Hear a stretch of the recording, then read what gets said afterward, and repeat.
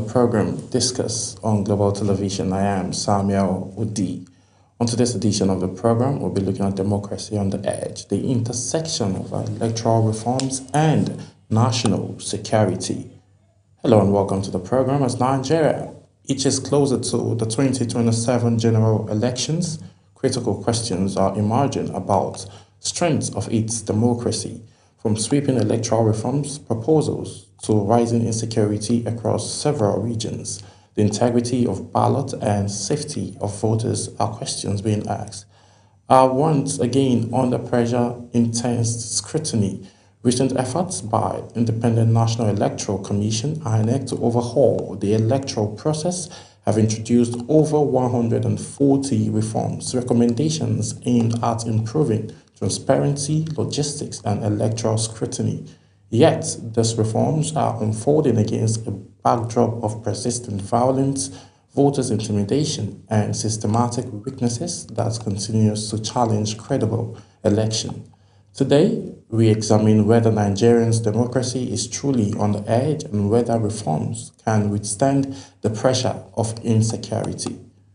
Nigeria's electoral system has undergone continuous reform since the return of to democracy in 1999, with each election cycle exposing new gaps. The just concluded 2023 general elections, despite deploying technologies like beavers and electoral result viewing, portals were still marred by logistic failures, violence, and mistrust in the process. In response, INEC and the National Assembly have initiated fresh reforms as of 2027, ranging from legal backing for electronic transmission of results to proposals for diaspora voting, early voting, and the establishment of an electoral offense commission. There are also ongoing legislative efforts to amend the Electoral Act, with some proposals even suggesting same-day election across all tiers of government, but reforms alone may not be enough. Election scrutiny remains one of the most pressing threats to democratic consolidation in Nigeria. Electoral violence, vote buying, intimidation, and political interference continues to undermine public confidence and vote turnouts. Security analysis warn that raising conflict across regions could disrupt elections, danger electoral officials, and weaken the legitimacy of the outcome. The intersection of weak enforcement, political depreciation, and insecurity has created a fragile democratic environment where reforms risk being overshadowed by violence and all. So how can Nigeria balance electoral reform with national security? The realities: can technology-driven elections survive in an insecure environment? And are institutions strong enough to generate credible polls in 2027? These are the questions that are being asked, and currently there is a certain level of protest going on in Abuja, where civil society organizations, activists, and good many Nigerians coming out to ask for INEC to be independent and also to stand for what justice requires. And also, we're seeing people on the streets protesting currently in Abuja, calling for a transparent system, a system that is very transparent and that doesn't have any form of bias. People are protesting and calling on Tinubu to let democracy breathe, and also series of protests has actually been going on since this administration led by President Bola Ahmed Tinubu. A whole lot is going on. People are reacting differently. The ADC are reacting, other individuals are also reacting. We could see that, the leaders of these political parties were all out, and they are all out with one voice calling for a transparent system of voting come 2027. So we'll be looking at all of this from this angle. So we'll be asking questions around electoral reform Nigeria has to introduce, if there's a need for Nigeria to introduce multiple electoral reforms over the years, and also how impactful these reforms have been, and also looking at the current security concerns that we're having in Nigeria, ranging from suicide bombers, banditry, kidnapping. How can we marry both of those? How can a democratic system thrive when the level of insecurity is on a massive rise? So we'll be having all of this conversation, and we'll be doing that quickly. I'll be introducing my guests who would help us understand this conversation immediately after this break. Stay with us.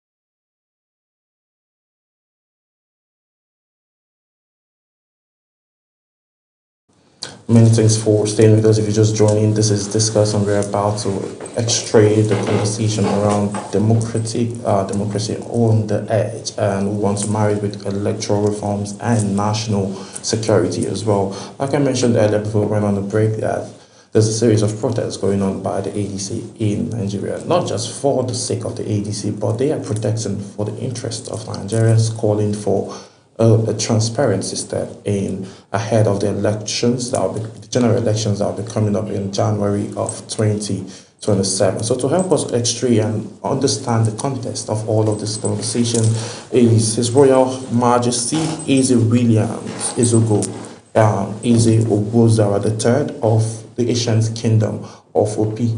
Good afternoon, and thank you for joining us on Discourse today. Thank you. It's always good to have you. How are the people in your kingdom? Well, okay, sad to say, Yes. but every Nigerian knows what is going on. But we are not too happy. Okay. With the situation. All right, let's start off with, the last time you were here, we had a series of conversation which was very important for us to have at the time. But now it seems we need to have a follow-up on that same conversation. But now let's look at it critically. We're seeing currently the capital, there is a series of protests going on. We saw article on the street. We saw the leadership of the ADC leaders of the ADC outside protesting, calling for a transparent system in the democracy. Walk us through that. How do you think that would, give Nigerians more trust in the system when they see leaders of parties like this coming out to ask for a clear democratic system? Well, thank you. As far as people like me are concerned, Yes. most people knows me when I was in full-blown civil society activist in Nigeria. Yes. As the former Secretary General of Conference of Nigerian Political Parties, now a traditional ruler. Yes. But being a traditional ruler does not make me not to say what is concerned when it comes to Nigerian issues. Yes. You see that somebody is a traditional ruler and they say you don't play politics, you don't. I still play activism. Yes. Being that what we are seeing today is no longer like what I've been seeing all this period. And every Nigeria, even if you are not in Nigeria, a whole lot of people from other countries have been, saying what is going on in Nigeria with the terms of the kind of government we are running today. Yes.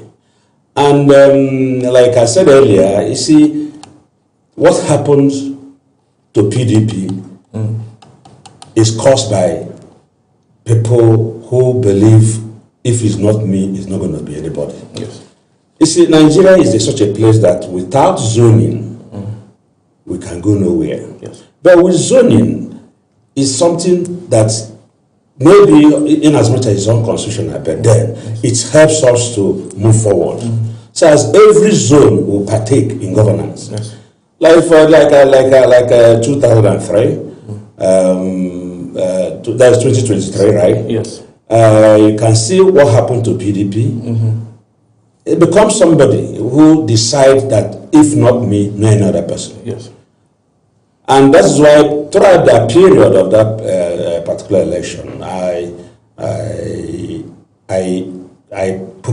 seriously supported Nelson Wike for standing by his word. Yes. By standing by the zoning. Yes. Which Atiku Abubakar, when it is not their turn, stood to go run for the election. Yes. And look at what happened to PDP today. So any person challenging Wike on that issue is very, very, very wrong. Because Wike, we all agreed, the zoning, and the zoning is for the South. Yes. So how come a Northerner who had been there for 8 years decided to come out? Yes. And that was how they destroyed PDP. And even when I saw what was going to happen in ADC, Yes. and I saw Atiku, people have been telling him, please, this is not your turn, Yes. this is not people's turn, please, why not step down for the South to know who is.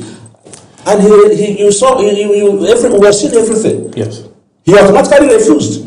So what is happening to PDP is what happened to ADC, which every Nigeria can take. That 60-70% of Nigeria believe in ADC to save this country. Okay.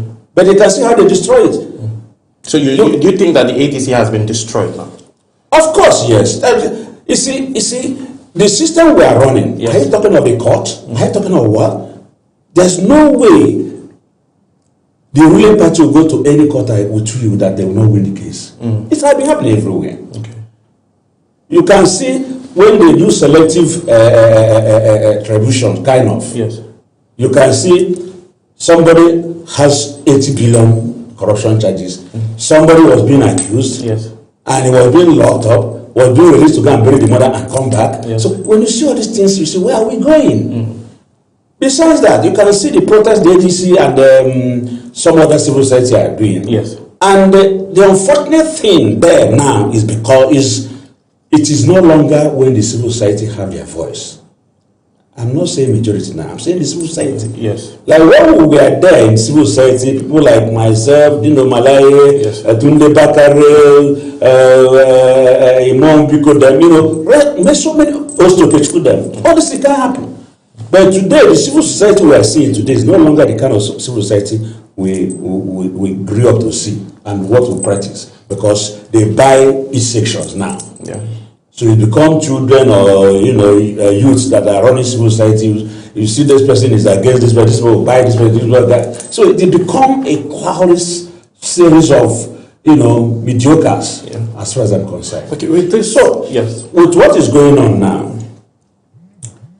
you can see how they killed Labour. Labour, how they use Abure to kill Labour. You can see the impact. Labour had been existing for quite a long time, but you can see the impact they did in 2023. Yeah, because of the influence of Because of the influence of Peter Obi. Yes. You see, whether you like it or not, Peter Obi is, to me, is God sent to Nigerians. The earlier we realize it, the better. We don't have politicians in this country. As far as I'm concerned, we don't even have a rich man in this country. You say a million. The 99% of those who have money today is from the government. Inflation of contracts, bribery and corruption. That's the kind of people you are seeing now. You are seeing they are billionaires. That is why you see in every president that springs up, they sing hallelujah to the president. Because of the watering project given to them. It's no longer like Peter is so much exemplary human being, extraordinary human being in Nigeria. Look at this man said, governor for Anambra State for 80 years. Yes. You see the kind of money he left. Then he now said, as a businessman too, go and check my record. Yes. A chairman of a bank, Go and find out what he had done there. Believe me or not, if Peter Obi had been able to have any slightest thing against him, by now he must have put him in jail for the way the government is chasing him. So the demonstration they are doing, Yes. we are not doing demonstration. We in the civil sector does not criticize government if they are doing bad because of the Nigeria today. It's because of the international community to hear our voice. Okay. It's because of international community. If not, you cannot for any reason decide to, because the government will practice, in any government in power, they have deaf ears to people like us, to the masses whom they are governing. Because the masses, the civil society can cry from now till the world ends, but nothing will happen. Yes. But the panic is like foreign bodies, and which most of the country have their embassies in Nigeria. Yes. For example, if not that America send their missionaries to the north for this backwardized human beings, or they call bandits and all those kidnappers. things. The government was as if they were about to do something, and that drew their attention. If America can fly in from there and come and bomb them and kill a lot of them, how much more we here? With the intelligence we have. With the intelligence we have. Yes. It's just to have a mindset, just to have the zeal, it's just to have what it takes as the so-called commander-in-chief. But I think maybe they are slowing down, maybe they are doing it because of the election. Okay. Because you can see some people from the north, at times they will say, don't do this, pat them, give them money, they negotiate, they give them, and maybe why the government is listening to such kind of stories is because they feel not annoyed enough for the election. But no matter whatever, Nigeria has come to have a change, whether interest like it or not. No matter how you subject the opposition political parties. Any government without opposition is no government. Okay. The moment you are running a government and no political party in terms of democracy is not criticizing you, you are not running government, as far as I'm concerned. Yeah. Let's look at this angle. We've seen a lot of governors, sitting governors, decamp to the All Progressive Congress. And, a lot of Nigerians are asking questions why that is happening, based on the fact that if a sitting governor have actually done well for his state and, did what he promised during his campaign time and what's on the manifesto, there wouldn't be need for those decamping. But why do you think these governors are decamping to the ruling party despite winning their mandate from a different political party? That's very simple. There are two major things that makes them to decamp. One is the corruption. Two is maybe probably for them to get their second term. That means they don't believe in themselves. They don't believe in themselves. That they've been able to. Let me give you another example. Look at Oti. Yes. In Niger State. Yes. Does Oti worry? He even refused to leave his party, which had a lot of crisis as the Labour Party. Yes. But he refused. He's still in the Labour Party. Yes. But because you are not doing well, that is why you are jumping to the ruling class, the ruling party. What you do gives people the impression if you are doing well, you don't need to bother yourself. It is because of it you now find out the way Labour cleared most of it up to the Lagos State, where the president come from. Because every person saw Peter Obi as a godsend, no matter how they manipulated it. Yes. You cannot tell me, just like what is going on now in AGC too. Yes. Where people are now saying, look, Atiku should step down and be the godfather. Or Atiku should step down and be a kingmaker. Yes. And he's still dodging. I told them that this, what we are saying there is just like what happened in PDP, like I said earlier. Yes. Now it's happening. I saw Peter Obi and I said, what are you thinking of the ADC? And he said, no, we're going there to contest to slug it out. Now they are slugging it out. It has been destroyed again. Not even the first person that went to court against the ADC Another one has springed up again. Yes. So there are almost two people dragging it. Yes. So where do you think it will end up before the convention? Yes. So this is just a system. You can never, for any reason in this court, if you are not the ruling party, you get any judgment from Nigerian court today. It's not possible. So that means you're saying that the judiciary has been so compromised that an opposition, not just an opposition now, a typical Nigerian person can go and... Of course, yes. Of course, yes. Of course, yes. So moving ahead to the 2027 election, then what does this leave the common man? What does this leave a typical Nigerian man and woman who wants to be governed in a good democratic system? Now, I believe you know, for example, the constitutional, the electoral this thing they came up with. Yes. Have you seen any copy of it? You have not seen any copy. So it is only when you suit the mind that will bring one kind. They've said they have over 140 reforms and it is only when you suit them. INEC will not bring out one reform they have just said that is in their favor. Yes. No one in this country can boast of having that particular document today. So what does it signify? They are killing democracy, my dear brother. They are killing democracy. Nigeria is such a sweet country. In those days, I cannot last more than 4 days outside the country without coming back to Nigeria. Then I was living in Lagos. Yes. But today, look at how the populace of Nigeria have left the country because of bad governance and bad leadership. It is very uncalled for this kind of a country. God has so much blessed us.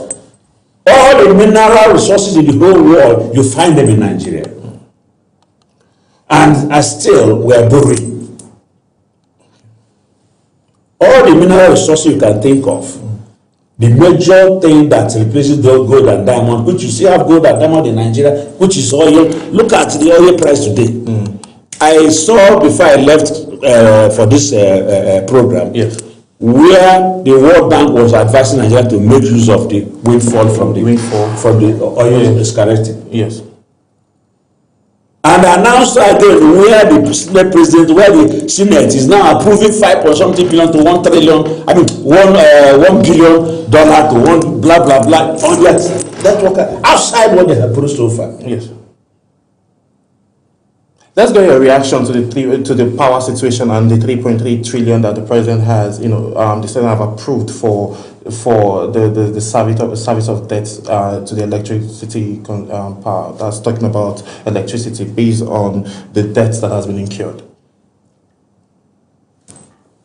You see, when I'm talking, I give some certain example outside their question. Yes. How many refineries does Nigeria have? The turnaround maintenance we have seen in refinery, where has it gone? The other day they came to life was that Kaduna and Port Harcourt refinery is working. Did you see anything there? Where is it today? Look at the place of our electricity today. Even Mr. President, when he was campaigning, why do people boast? Why do people lie? Why do people say what they cannot do when they are coming to power? He said, if you don't have electricity, don't vote me in. Where are we today? To the extent from what I read, what I heard, that Mr. President went for the first time to Jos, where you had this killing. And he stopped at the airport. And at the airport, he now told them, I'm going back because there's no light here. I'm going back in 10 minutes. Is it me that will come and fix the light?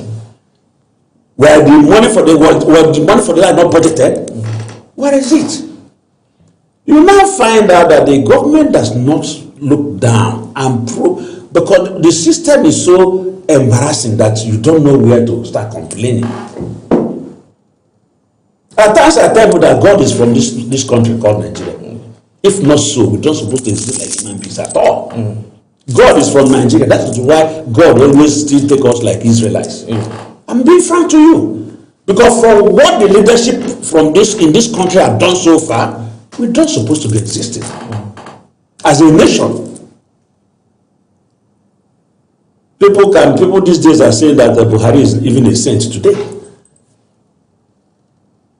Because of what? Somebody that was like, let me say, the president today was with us in civil society. Now he took over the power. Now everything is like try to use the government machineries to get whatever you want. Not outminding how the masses are crying, outminding how they look at it, outminding whether international community or not is saying anything good about the government or not. Yes. I'm from the southeast. Every person knows that we are totally marginalized. See the taxation. Which of the tribe or which of the state that pays tax? You go to Lagos, it's majority of the Southerners that pay tax there. Where they're supposed to have rail, they cut off the whole southeast. And that is where the economy of Nigeria originates from, most of them. But they cut us off totally. Now I heard where they are saying they are going to do something rail from Enugu to Meduguri, yes. Where would that one happen? You see, just to pat us at the back. After all, we have, it's all like when they talk of Southeast Development Commission. Where is it? Have they released any money since they appointed them? Since they formed that particular Southeast Development Commission, have they released any money to them? Ask yourself that question. None. So, why is it that Southeast is totally marginalized in this manner? But what will be the poor? My happiness is my people. If in 1970 every southeasterner can go with 20 pounds and become what we are today, I don't see what next we can see that would be better than that, would be lesser than, or rather, that's 1970. We are left with 20 pounds. If you have millions of pounds in your account, you give it 20 pounds. And go to the southeast. Yes. Without any government presence, we are surviving. The development is all over there, up to the villages, up to the winterland, everywhere. Yes. Without government patronage or whatever.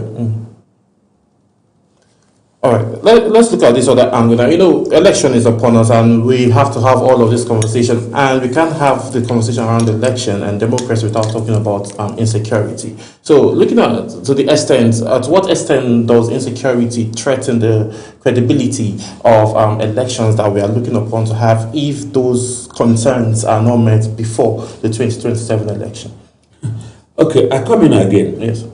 If you appoint any IG, police IG in this country, especially police in this country, the first announcement is to collect all the policemen guiding the executives or the so-called big men, as they call themselves, to record them. Yes. That is the first thing the inspector of police will order. How many of them have they withdrawn today? As he's announcing it, it is his own conduit way of making money in less than 1 month. And that is why when the moment he announces that withdrawal of policemen, he will now find out his house will turn to a maker, or his office will turn to maker. In less than 1 month, they have shared the little population of the police will have. And they will leave me and you unsecured. So you now see, if the police and if our security agents or whatever is given what it deserves, you will now find out the insecurity will be a thing of the past. We have had so many stories where a commander will now say, "Don't shoot," and they will come and kill our men. Who do you blame?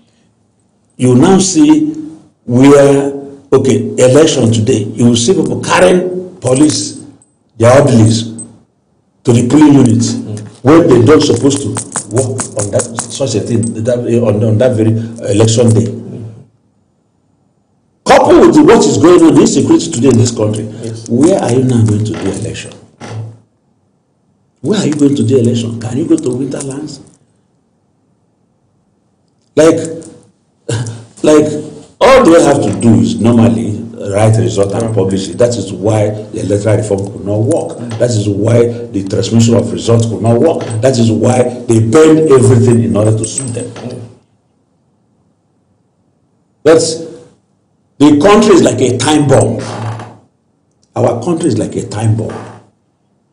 And I'm advising the APC government to be very, very, very, very careful. Yes. To be very, very, very careful so they don't plunge this country into a different thing. We have been seeing war all over the world. Yes. It's not easy. And we are now trying to use our hand to bring war to our doorsteps. By what we are trying to manipulate the electoral reform, the democracy we are running, the way the system we are running it. Nigeria has a very youthful population where we've seen, looking at it in the index now, and research have shown that Nigeria is highly populated by youths.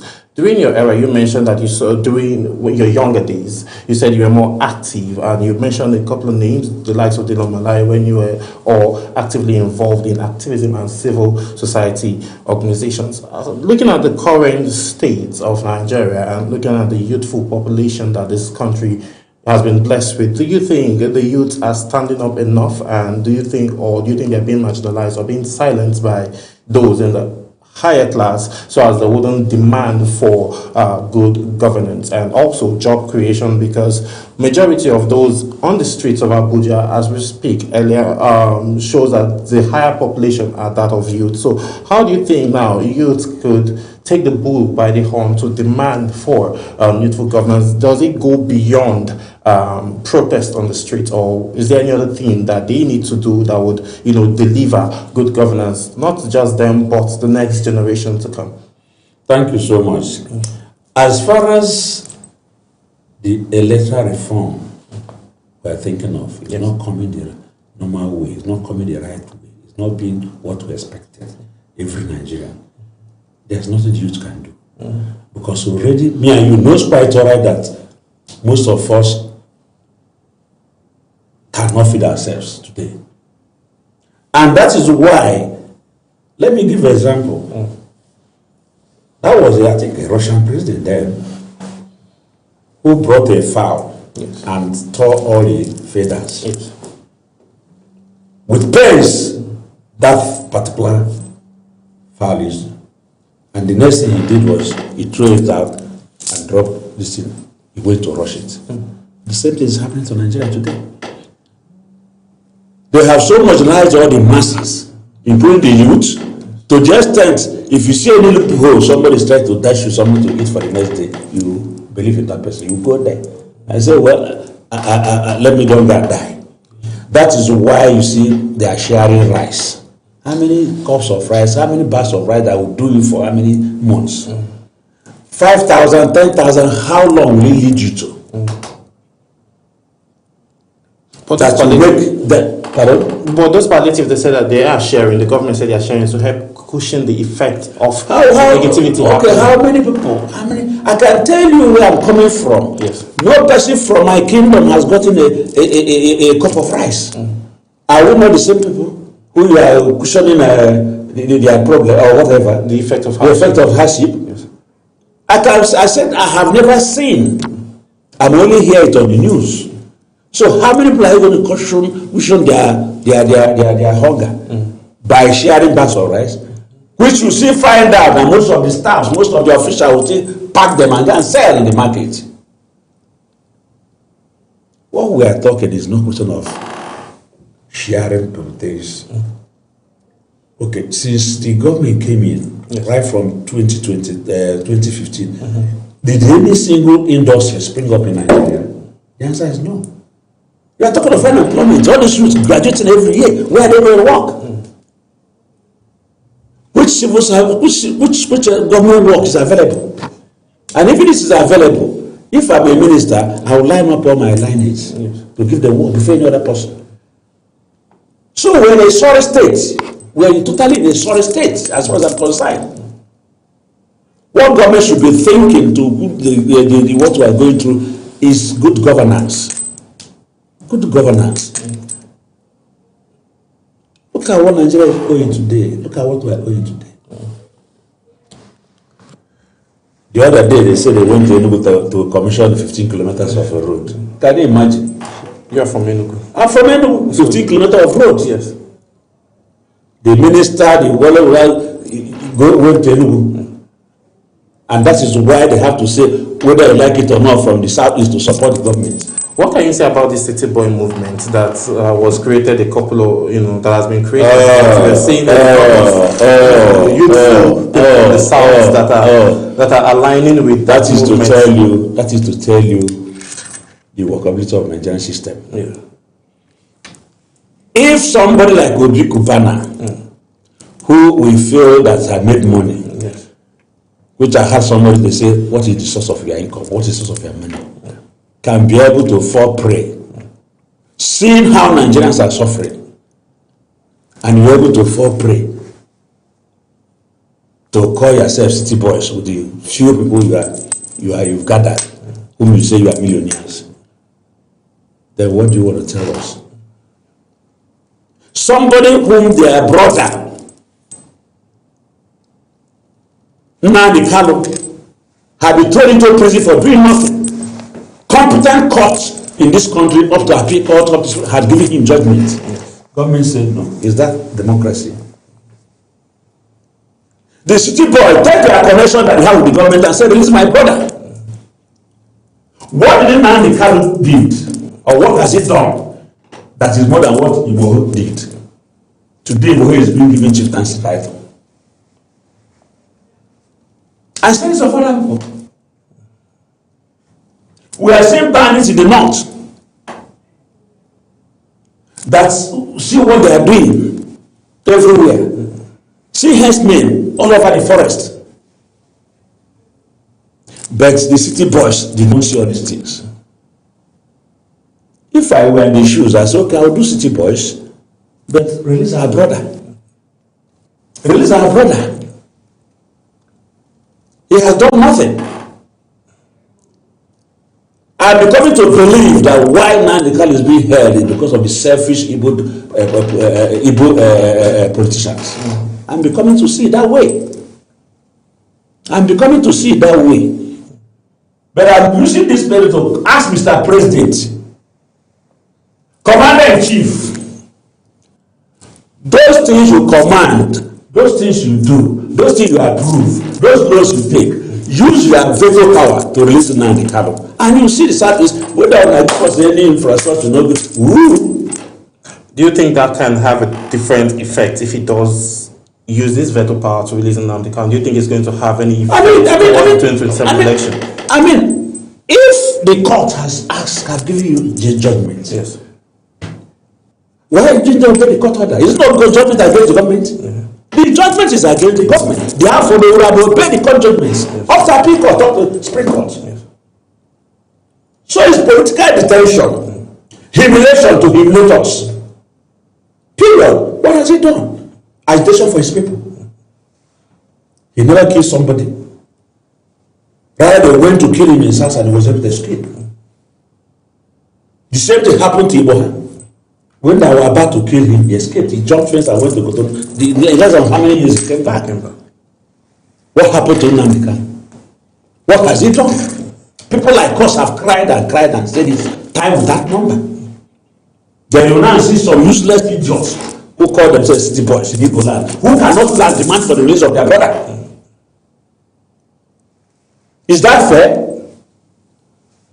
All they are looking for, maybe some people say they are protecting their business, some people say they want to make more money.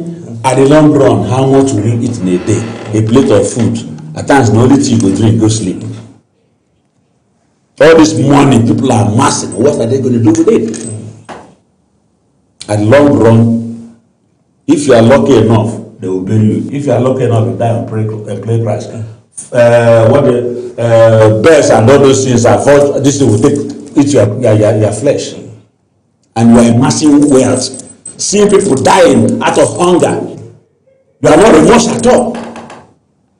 So it's their business. They have seen a deal. Let them continue with the deal of city boys. I'm happy that people came and said they are village boys. Some yes. So let us be watching. Let us be watching.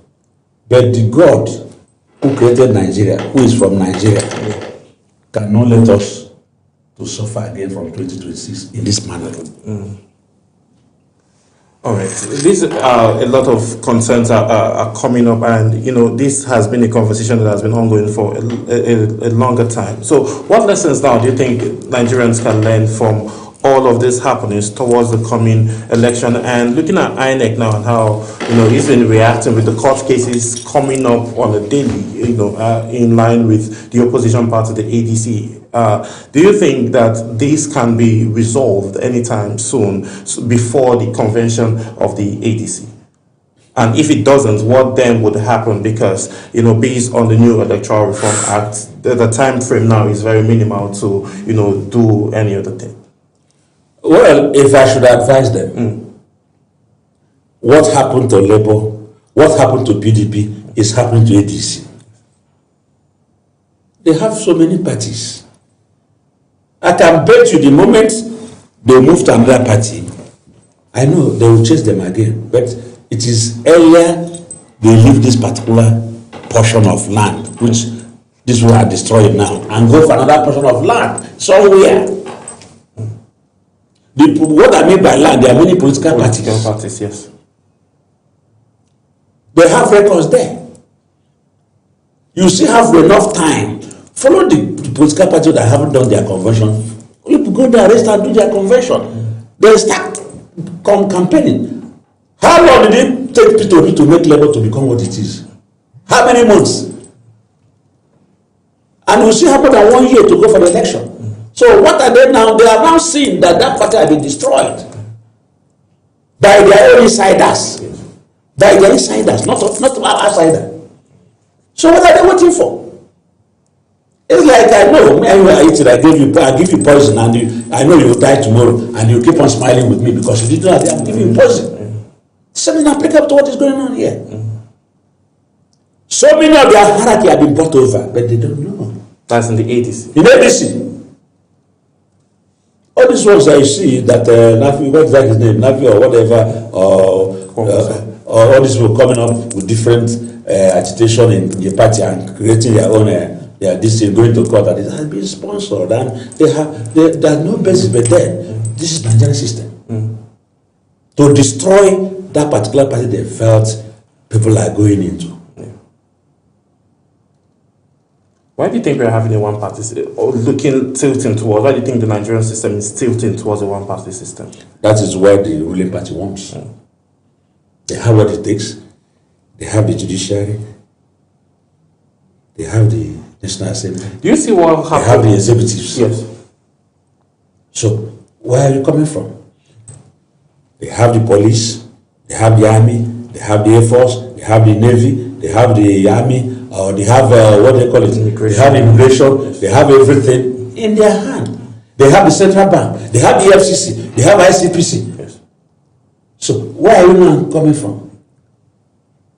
The only person they cannot find, the only person that are pursuing is, if I should say this, is P2B, because it has a very clear record. If P2B moves from here to global TV as political party, people will move and follow him. Naturally, sincerely. So with him, it will be quite impossible for us to run one single political party in Nigeria. Do you think what is happening in other African countries, with like the likes of Cameroon and some other African countries where we've seen the president ruling for decades, do you think that can be replicated, looking at the kind of people Nigerians are? Do you think that can happen in this country? Now, let me tell you something. At times people say it's impossible. Yes. It is impossible if Buhari came and spent 8 years. Yeah. We are now saying it's impossible. We saw what is going on since this government came in. Impossible. Here comes the second thing. The kind of National Assembly we have today, my dear brother, if Bola Tinubu happens to go back, he'll come back for the second term, or in the third time he'll get it. Because that means the judiciary and the National Assembly. I said he will get it. Do we have National Assembly today? The answer is no. Are you now National Assembly after Panebiti? You now rush to judiciary. The judiciary will now try to mend you after receiving a beating from National Assembly. Or is it the executive you will now run to? It's a very clear, straightforward something. That if in any way Tinubu will get his second tenure,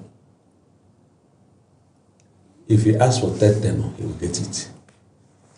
But what I'm trying to tell you is that they should give the Southeast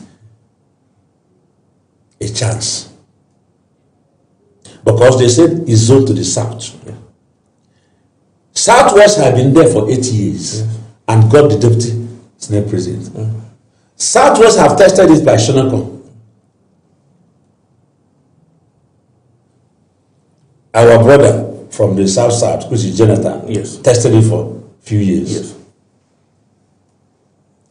Then it is now zoned from what we know.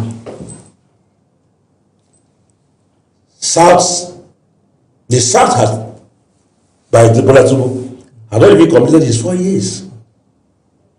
The same thing applicable when the North completed the 8 years again in 2023, which people like we were contesting.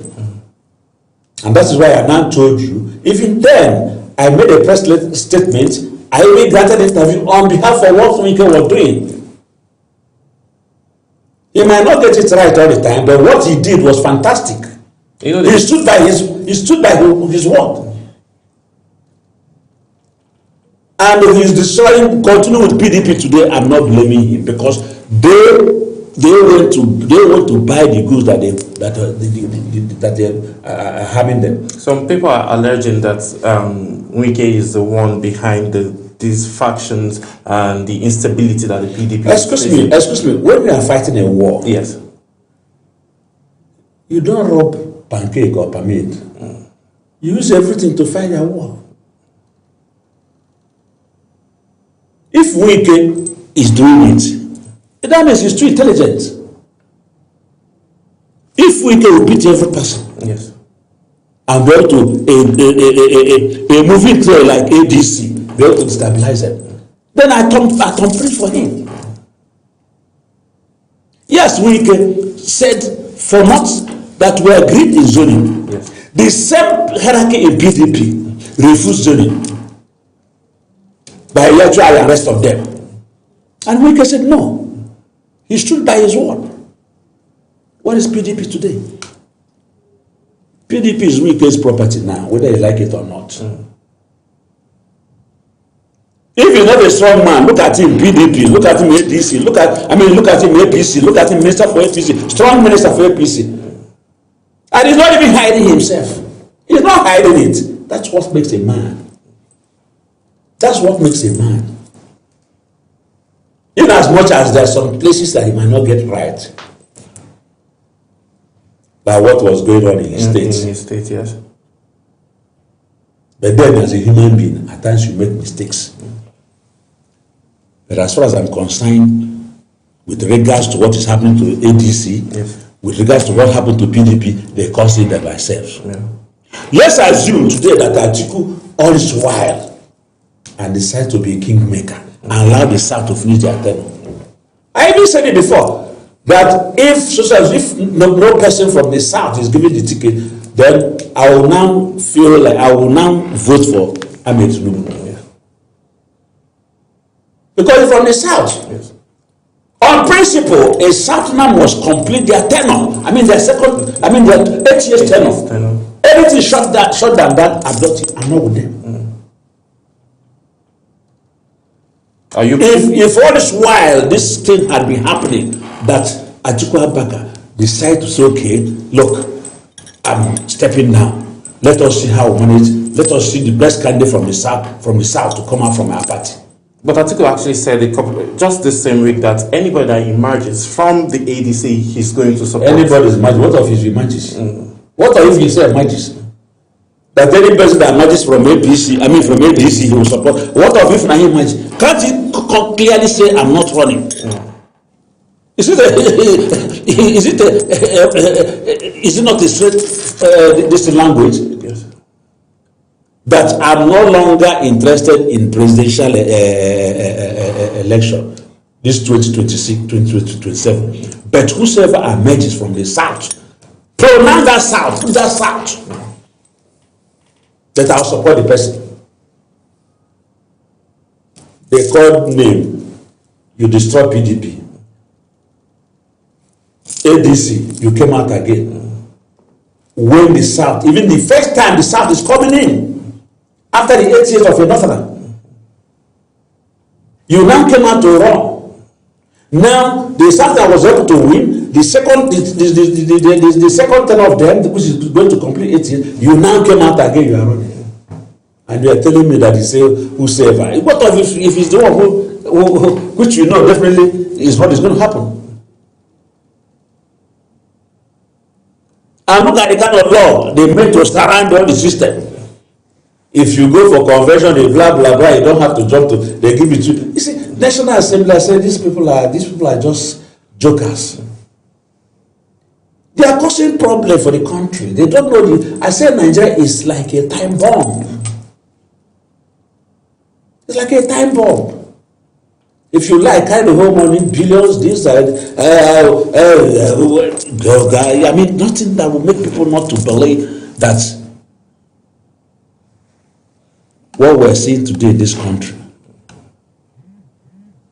most of our problem, most of our major problem we have is National Assembly. As we're getting set to wrap up quickly, let's look at this. In your own opinion, but do you think Nigerians' democracy is on an edge, based on everything that is happening from the electoral reform? You also mentioned tax reforms and other things that, this administration has brought. For Nigerians, they think this is going to help give good governance and promote transparency within the system. But with everything now and everything you've said, do you think that Nigerians' democracy is on an edge? Of course, yes. So how do you want me to put it again? With what we're seeing today. With what we're seeing today, Nigerian democracy is no longer what we call democracy. Well, as far as I'm concerned, we are not practicing democracy. You can't practice democracy where there's no rule of law. You can't practice democracy where insecurity is there. Insecurity everywhere. You can't promise. What is the meaning of government? Government by the people for the people. Is that what we're seeing here? No.